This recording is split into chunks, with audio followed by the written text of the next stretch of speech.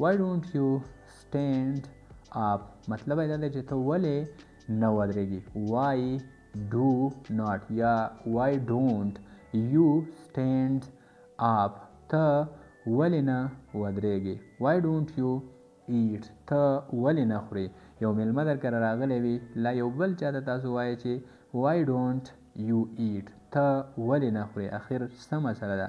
why don't you drink ته ولې نه څښې. که چېرته تاسو چاته ویل غواړئ چې ته ولې نه خورې نو دې لپاره په انګلیش کې استعمالیږي why don't you eat. خو که چېرته تاسو چاته ویل غواړئ چې ته ولې نه څښې نو بیا دې لپاره په انګلیش کې استعمالیږي why do not you drink یا why don't you drink. او ګرانو کتونکو زه امید لرم چې تاسو به په دې باندې پوه شوي یئ.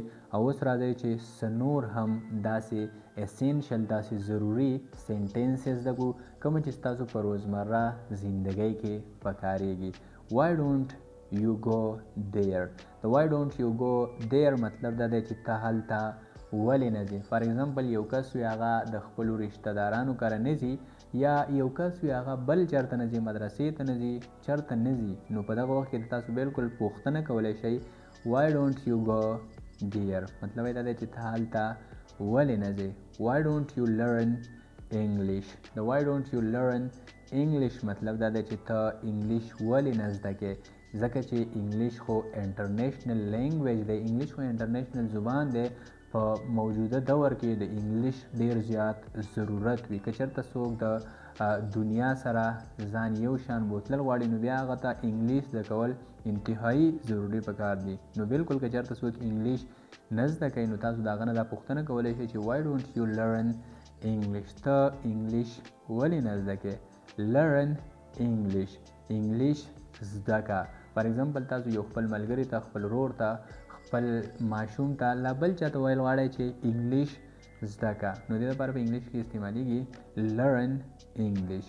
write this. د write this مطلب دا دی دا ولیکه یعنی write this دا ولیکه.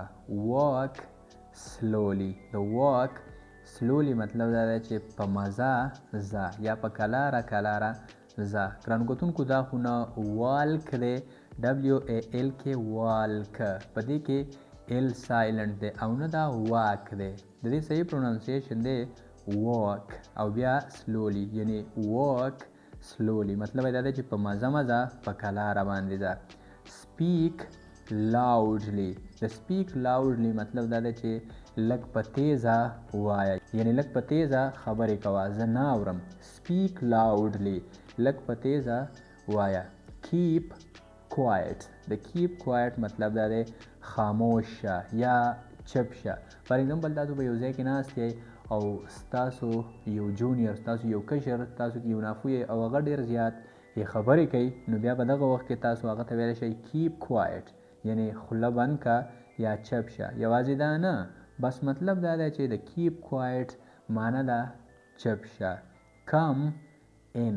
د come in یا come in مطلب دا دی دننه راځه. لکه څنګه چې به تاسو په سکول کې د استاد نه تپوس کاو may I come in زه دننه درتلی شم یا may I come in sir نو هغه به بیا تاسو ته ویل come in یعنی دننه راځه. get ready. د get ready مطلب دا دی چې تیار شه.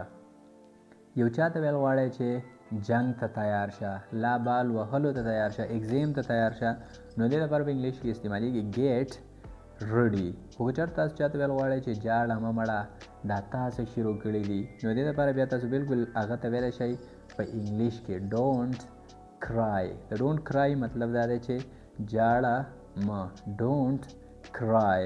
خو که چېرته تاسو چاته ویل غواړئ چې چغې مه وهه یعنې دا دنیا دې په سر راغیستې ده او چغې مه وهه نو دې لپاره بیا تاسو هغه ته ویلی شئ don't shout. د don't shout مطلب دا دی چغې مه وهه.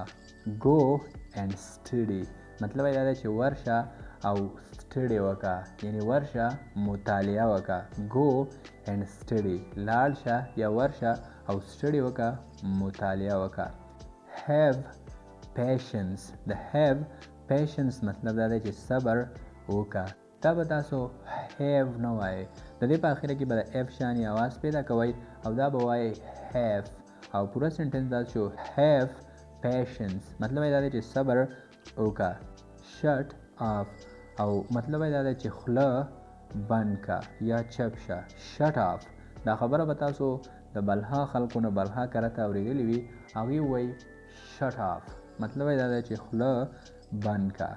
believe me، د believe me مطلب دا دی چې په ما یقین وکړه. فار ایگزامپل تاسو ته څوک یو خبره کوي او تاسو په هغه باندې یقین نه وي، نو هغه تاسو ته بالکل په انګلیش کې ویلی شئ believe me، یعنی په ما یقین وکړه. یا تاسو چاته ویل غواړئ چې په ما یقین وکړه، نو دې لپاره په انګلیش کې استعمالیږي believe me. I don't believe you، زه په تا باندې یقین نه کوم. I don't یا I do not believe you، یعنی زه په تا باندې یقین نه کوم. write it down، د write it down مطلب دا دی چې دا لاندې ولیکه یا دا ولیکه. write it down، دا ولیکه. don't fight، د don't fight مطلب دا دی چې جنګونه مه کوه. فار ایگزامپل ستاسو یو ملګری وي، ستاسو یو کلاسمیټ دوست وي او هغه بیخي جنګجو وي، نو بیا ورته تاسو په دغه وخت کې بالکل ویلی شئ don't fight، یعنی جنګونه مه کوه. don't jumps، د don't jumps مطلب دا دی چې ټوپونه مه وهه. یو کس وي او بس ټوپونه وایي اوچتېږي او راغړېږي، نو بیا ورته په دغه وخت کې تاسو بالکل ویلی شئ چې don't jumps، یعنی ټوپونه مه وهه. you will fall down، د you will fall down مطلب دا دی چې ته به ښکته راوغورځېږي یا ته به ښکته راپرېوځې. you will fall down، یعنی ته به ښکته راوغورځېږي. move aside، د move aside مطلب دا دی چې یو طرف ته شه، یعنی یو سایډ ته شه. که چېرته تاسو چاته ویل غواړئ چې لږ یو طرف ته شه، لږ یو ډډې ته شه، نو بیا تاسو بالکل په انګلیش کې ویلی شئ move aside. خو که چېرته تاسو چاته ویل غواړئ چې move a bit، د move a bit مطلب دا دی چې لږ حرکت وکړه، لږ وخوځه. فار ایگزامپل تاسو په ګاډۍ کې ناستې او سیټ تنګ وي، لا دغسې بل ځای کې، خو تاسو یو چاته ویل غواړئ چې لږ شانې وخوځه، یعنی لږ حرکت وکړه، نو دې لپاره په انګلیش کې استعمالیږي move a bit. please understand، د please understand مطلب دا دی چې مهرباني وکړه او پوه شه. زه تا ته خبره کوم، زما درته د زړه څخه شو او ته نه پوهېږي. please understand مطلب یې دا دی چې مهرباني وکړه او پوه شه. don't forget، د don't forget مطلب دا دی چې درنه هیر نشي یا مه یې هیر کوه. فار ایگزامپل تاسو یو څوک بازار ته لګئ، لایبل چېرته لګئ او تاسو هغه ته یو څیز ووایئ او تاسو هغه ته بیا دا هم ویلی شئ چې don't forget، د don't forget مطلب دا دی چې درنه هیر نشي یا یې مه هیر کوه. او هغه بیا د بازار نه راشي یا د یو ځای نه راشي او تاسو ته تپوس وکړي چې څنګه چل دی، څیز دې راوړ، او هغه تاسو ته ووایي چې I forgot. د I forgot مطلب دا دی چې ما هیر کو یا زما نه هیر شو. I forgot د past indefinite sentence دی، یعنی د تیر شوي وخت سنټنس دی، او I forget د present indefinite sentence دی. don't be shy، د don't be shy مطلب دا دی مه شرمېږه. don't be shy یعنی شرمېږه مه. که چېرته تاسو چاته ویل غواړئ چې ته مه شرمېږه، نو بیا ورته بالکل ویلی شئ don't be shy یعنی شرمېږه مه.